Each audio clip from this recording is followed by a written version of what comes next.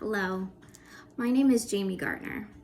I'm here today to present my book, my memoir, as a proposal for Hay House Publishing Contest due on June 5th, 2022. I'm so excited for this opportunity and so very grateful.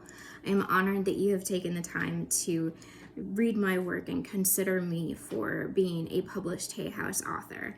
It would mean the world to me, as I know it does to so many others who have had this honor and opportunity. My book is called The Blue Sock Club. It is an insider's experience of the world of mental health care. This book chronicles my journey forward in healing, and that's the main focus. I've suffered with depression and mental illness for most of my life, and about 4 years ago in 2017, it all came to a convergence, and my life imploded where I was at. I was dealing with a very difficult job situation. The anniversaries of my parents' deaths was coming up. I was single and alone and had been for years, and I had neglected my mental wellness for a very long time. I was working in a difficult situation with a brand new principal as an instructional coach in an inner city high school. I couldn't take it anymore. In December of 2017, I tried to take my own life. I was unsuccessful. But my story begins there because I have found in my journey of healing that not enough has been done to talk about the hardships and difficulties of healing. Many books are out there that talk about what to do to heal and the steps that you can take.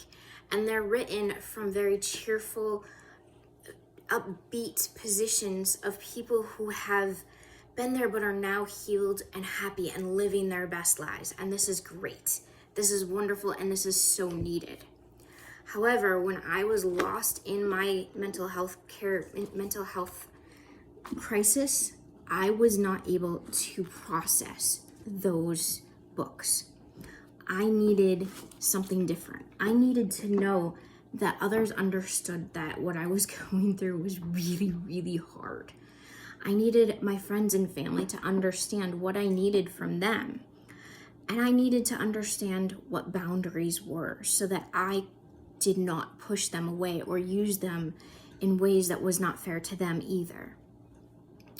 I needed to know that the thoughts that were racing through my head nonstop were normal, that it was okay to be unsure of how to approach this healing journey. When you've had depression as your constant companion for years, deciding to accept healing and receive healing is very hard. It means you're dismissing an entire part of your identity. And it may not be a true part of your identity, but it has been what you've known and been comfortable with for years. Depression was my constant companion. It was something I could always rely on because I knew every time things got a little bit better, I knew that that dark cloud was going to overtake me again very soon. I knew that it was short-lived to be in a happy or okay state.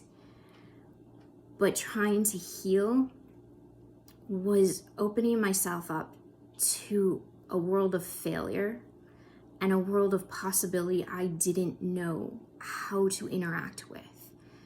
I hadn't planned on living. I hadn't planned on facing an entire future, and I was terrified. And saying yes to healing was one of the hardest things I had to do in my life. And I would have wanted a book at that time that told me that this was normal and this was part of the process. And that's what my book is here to do, and I hope will be able to accomplish for many others, because suicide is taking the lives of more than 800,000 people since 2020. Suicide is one of the leading causes of deaths for not just teenagers, but also people in the middle of their lives. And it's time we stood up and ended this. It's time that we said that mental health care is just as important as physical health care. Thank you so much for this opportunity. I appreciate it so much, and I look forward to talking with you, and I hope that you enjoy my proposal. Have a great day.